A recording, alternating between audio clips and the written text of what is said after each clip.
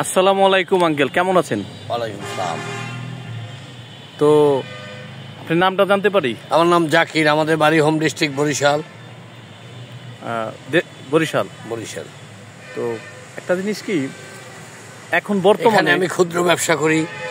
ক্ষুদ্র ব্যবসা করি? ক্ষুদ্র ব্যবসা করি। কিসের ব্যবসা করেন? ওই ফলের ব্যবসা ফলের ব্যবসা করি। ফলের ব্যবসা করেন? হ্যাঁ, মানিকগঞ্জ। এখানে আসছে একটু ঘুরতে। তো আসলে আমাদের দেশের যে অবস্থা এখন, ডক্টর ইউনূস দেশের জন্য কি আসলে ভালো কাজ করতেছে? আসলে ইউনূস সব ভালো মানুষ, আসলেই ভালো মানুষ, সত্যকারী। তো আপনারা তো গেছে রমজানে জিনিসের অনেক কিছু দাম ছিল। গেল রমজানে পেঁয়াজ 100 টাকা কেজি ছিল, এই রমজানে পেঁয়াজ 25 টাকা কেজি। গেল রমজানে আলু 80 টাকা কেজি, এই রমজানে আলু 20 টাকা কেজি। তাহলে এটা কি আসলে ডক্টর ইউনূস কি ভালো? ইউনূস সব ভালো। ইউনূস সব সীমারেখার জন্য ভালো। সীমারেখার জন্য যা করতেছে তাতে ভারতে এক ইঞ্চি পরিমাণ ছাড় দেবে না। আপনি কি মনে করেন যে আমাদের দেশের জন্য ভারত কি অনেক খারাপ? আমাদের দেশের জন্য ভারত মোটেই ভালো না, কোনোদিনই ভালো না। ভারত দেশের জন্য কোনোদিনই ভালো না।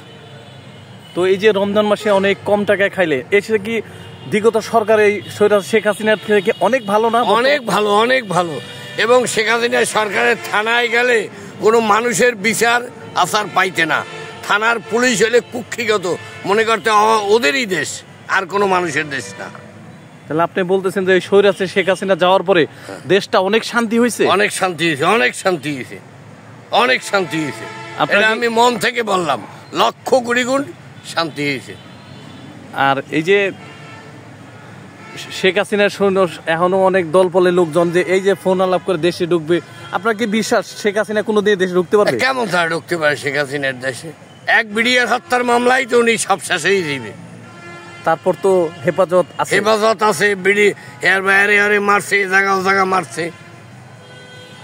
তো এই যে পিলখানায় কতগুলো পিলখানায় হত্যা করছে। আপনি কি মনে করেন যে পিলখানার এই সমস্ত, অনেকে তো বিএনপি অনেকে অনেক দল করতো, আপনার কি মনে হয় যে এই প্রত্যেকটা খুন কি শেখ হাসিনার নির্দেশই হয়েছে? শিওর আপনি? আমি শিওর কিভাবে আমি বলি, একটা থানায় একটা টিওনো সাহেব সে থানাটা চালায়। যদি টিওনো সাহেব থানাটা চালায়, যদি কোনো অকারেন্স ঘটে তাহলে টিওনোর দায়িত্ব। এই দেশে যা কিছু হোক না কেন শেখ হাসিনার দায়িত্ব।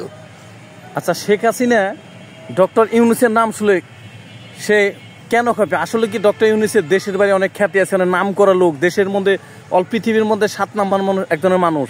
এর জন্য কি সেটাই জয়লা পুরা খারখারে কি ডক্টর ইউনূসের প্রতি তার রাগ?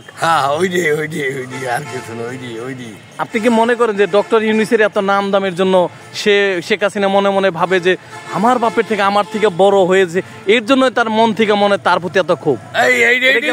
বিশ্বাস করেন? এইটা আমি বিশ্বাস করি, এটা আমার 100% বিশ্বাস যে ওনার এত নাম খ্যাতির জন্য, ওনার এত নাম।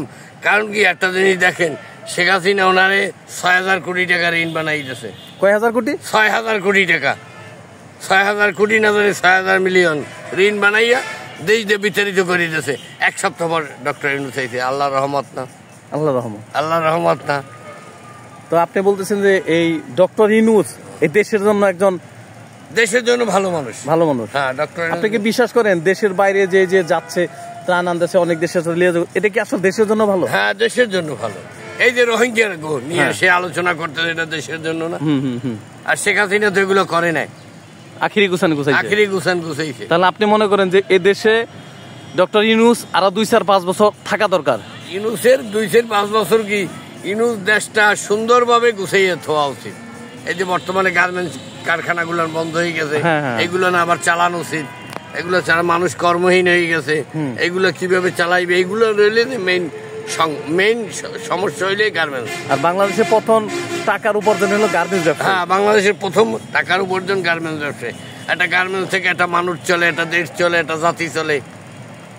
এইটাই প্রধান হলো গার্মেন্টস।